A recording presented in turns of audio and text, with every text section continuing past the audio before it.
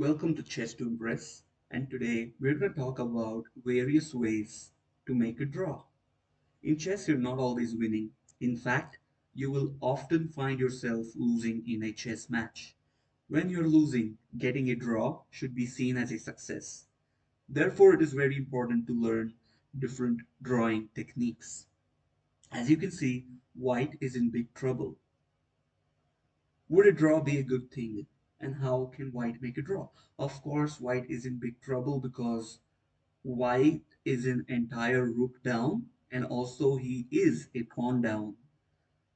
Would making a draw be a good thing for white? Of course, if white can escape with a draw, that can be counted as a success.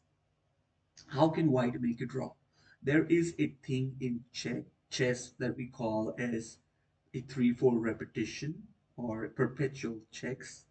We can use this technique to make a draw. For example, perpetual checks are giving constant checks from the same position.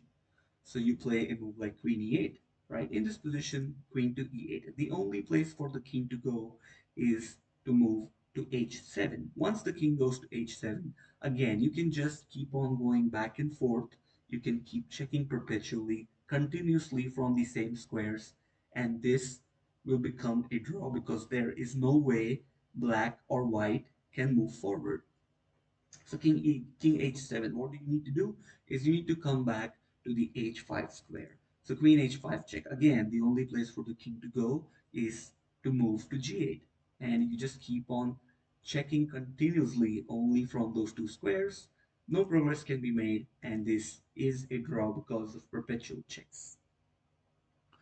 Position number two. In this diagram, we explore what a stalemate means.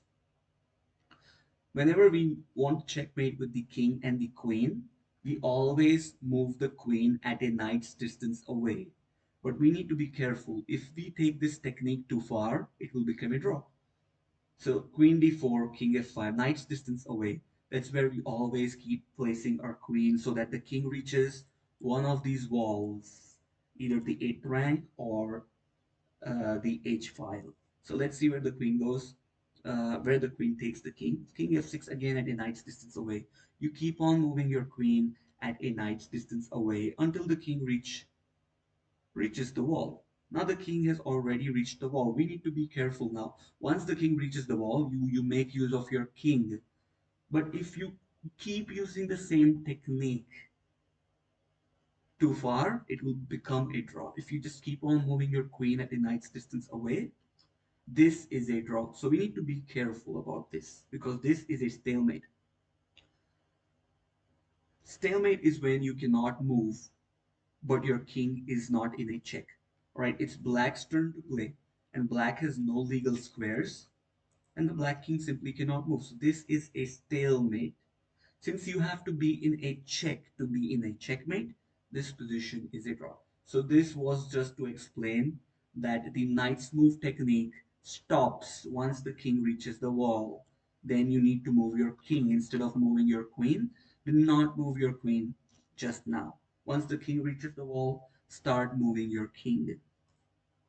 Okay, position number three. Having an extra pawn is not always a win, especially if it is a side pawn.